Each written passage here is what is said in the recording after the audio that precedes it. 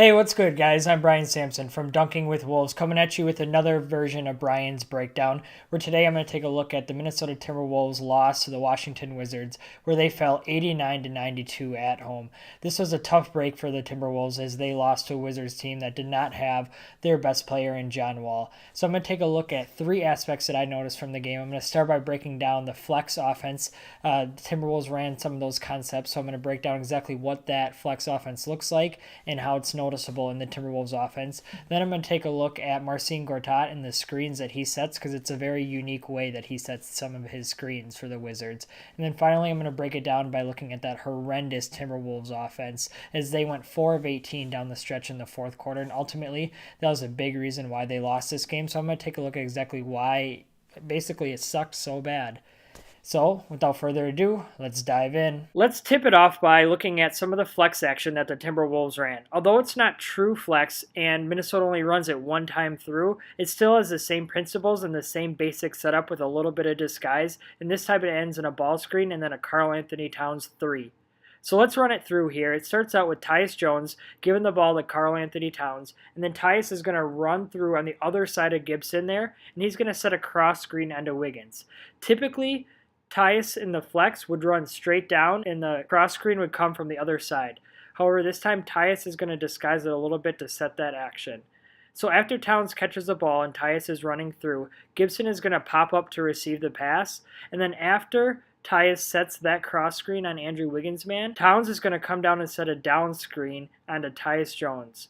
So as he's doing that, Gibson is going to throw the ball to Wiggins on the wing. And this is where it gets off of flex again, but Gibson is going to come down and set a double pin down screen for Tyus, which then turns into a ball screen between Tyus Jones and Taj Gibson. And Tyus makes a great read and hits Towns in the corner for the 3.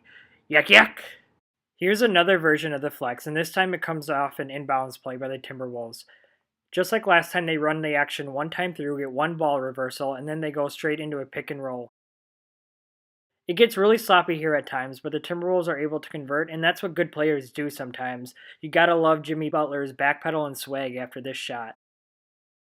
As I mentioned, this play comes off of an inbound, and just like last time, Tyus Jones set that cross screen for the wing. And also just like last time, Towns is at one of the extended elbows, and he throws a pass to the other extended elbow to the other big man. After Towns does that, he comes to set a down screen for Tyus Jones, who receives the pass. Jang then goes to set another down screen. Wiggins can either run off the cross screen there or if he can pop up. It's his option. So he chooses to pop up. And after he receives the pass, Jang goes to set another down screen for Butler. It gets really janky here after this, and the Timberwolves aren't quite sure what to do. So they do what comes natural, and that's go into a pick and roll setting with between Jang and Wiggins. So there's nothing there with the swing pass up to Tyus Jones. Tyus then hits Jang in the middle of the court, and he finds Butler, who makes a really tough shot, and it goes in, and he's feeling himself after that one. One final example of the flex comes again off the sidelines inbounds play, and just like last time, they run it one time through before trying something different. I'd like to see them run it a little bit more to see what else they can get, as generally the more ball reversals and more movement you have, the more likely success you're going to have. So one of the biggest indicators to look for during the game is when that cross screen comes and then it's the immediate pin down screen right after that. That doesn't always mean that it's going to be the flex offense, but that's one of the main concepts in the flex offense and one of the main motions. So make sure to look for that as the games go on. The second thing I want to highlight are Marcin Gortat's screens, and he does a great job of not screening the ball handler's man, but screening his own man. So in this instance, you'll see he doesn't screen the ball handler man, Tyus Jones. He screens Karl-Anthony Towns here, which gives the Wizards player the lane to the hoop. And it also puts Marcin Gortat in a really good position to get the offensive rebound here. This is an easy layup that should have been converted, but Gortat gets a rebound and then gets a foul call. For a complete breakdown, make sure to check out Adam Spinella's video on NBA Math's YouTube channel. He does a really good job of breaking it down. For now, let's take another look at exactly what one of these screens looks like. As you can see, it creates the whole lane here for the Wizards player to drive. So let's look at exactly what happened. So coming down at the end of the second quarter, Gortat is coming up to set a ball screen. You can see Karl-Anthony Towns anticipating the screen and stepping out to help. And so that puts Gortat in great position to screen Towns, as you can see there. So that creates a whole driving lane, and Taj Gibson is forced to come over and help, which leaves Otto Porter open in the corner. And unfortunately for the Wizards, he's unable to connect on the long distance shot. Here's one last look at how effective that Gortat screen is, and this time he doesn't even come up to set a ball screen, he simply screens Taj Gibson in the middle of the lane.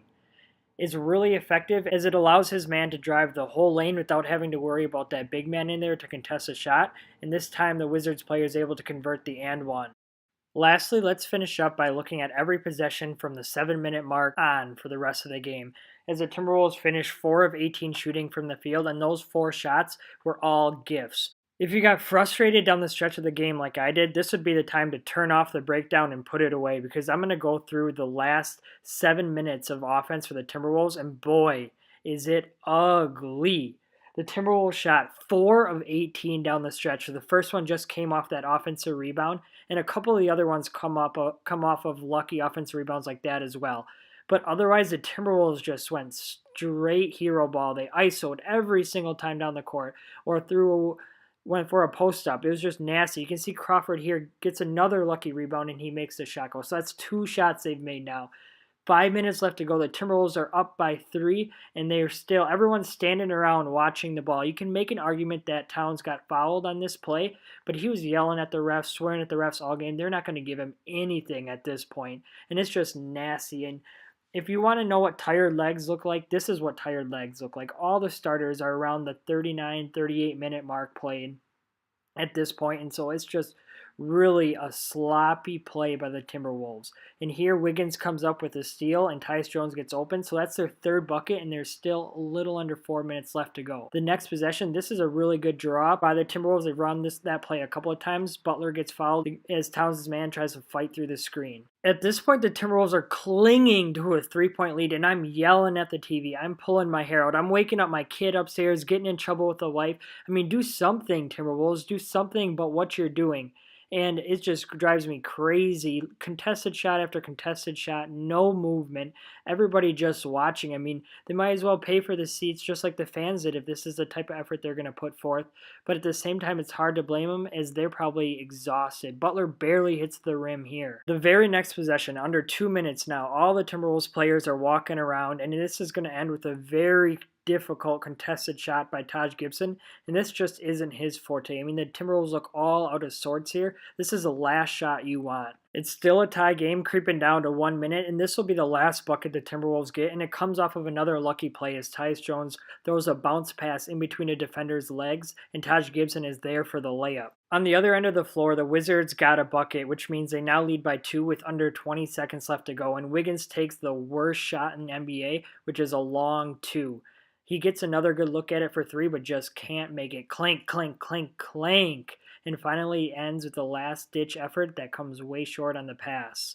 That's game. Well, there you have it. Unfortunately, the Timberwolves lost, but they'll be able to get right back at it against the New Orleans Pelicans on Wednesday night.